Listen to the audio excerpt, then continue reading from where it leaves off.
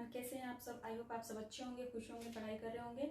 तो आज हम बात करने वाले हैं ब्रेस्ट डिजीज़ के बारे में। ब्रेस्ट डिजीज़ के बारे में मैं पहले भी बता चुकी हूँ कई सारी वीडियोस में, तो मैं इसलिए दोबारा से इसलिए मैं ब्रेस्ट डिजीज़ के बारे में बात करने वाली हूँ क्योंकि इससे रिलेटेड एक कमेंट आया है। उसमें पूछा गया है कि क्या जो ब्रेस्ट में गांठ बन जाते हैं, ब्रेस्ट में जो सिस्ट बन जाते हैं, तो क्या उसको सर्जरी कराने के बाद भी वो दोबारा से हो सकते हैं।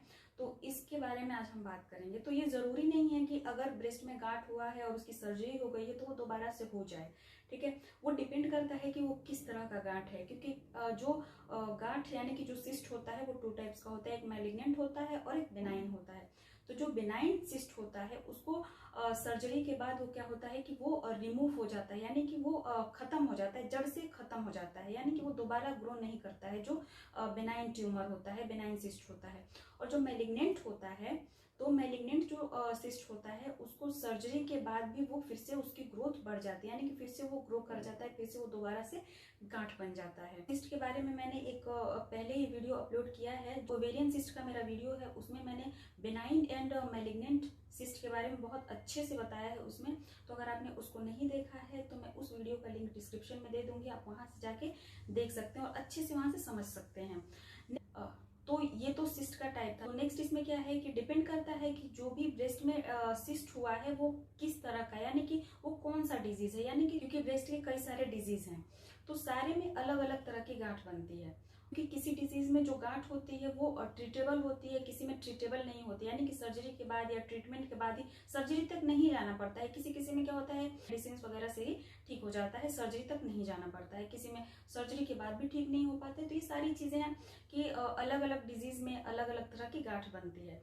जो फाइब्रो एडिनोमा ब्रेस्ट का डिजीज है एंड फाइब्रोसिस्टिक ब्रेस्ट का जो डिजीज है, तो इन दोनों डिजीज में अलग अलग तरह की गांठ बनती है और बहुत सारे डिफरेंस हैं। तो इस तरह से डिपेंड करता है कि वो ब्रेस्ट का डिजीज कौन सा है और वो सिस्ट जो है वो कौन सा है, बेनाइन है या मैलिग्नेंट है। तो इस पे डिपेंड करता है कि वो अगर आपने सर्जरी कराई है तो वो दोबारा हो सकता है कि नहीं हो सकता है। ऐसे नहीं बता सकते हैं कि वो दोबारा से होगा कि नहीं होगा, ओके। क्योंकि ये जरूरी नहीं है। अगर आपका सिस्ट बेनाइन है तो उसको रिमूव करने के बाद वो खत्म हो जाएगा, दोबारा से वो ग्रो नहीं करेगा।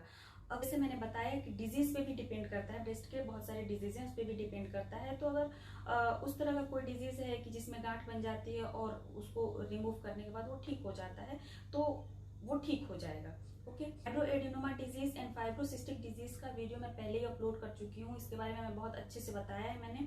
तो अगर आपने वो वीडियो नहीं देखा है तो मैं उसका भी लिंक डिस्क्रिप्शन में दे दूंगी, आप वहां से जाके देख सकते हैं और अच्छे से समझ सकते हैं। वहां पे दोनों में डिफरेंस पता चल जाएगा आपको। और ओवेरियन सिस्ट की जो वीडियो है वहां से आपको बेनाइन एंड मैलिग्नेंट ट्यूमर के बारे में आपको अच्छे से समझ में आ जाएगा। सारी चीजें मैं पहले ही बता चुकी हूँ, तो फिर से दोबारा की चीज को बार बार रिपीट करूं तो नहीं हो पाता है ऐसा।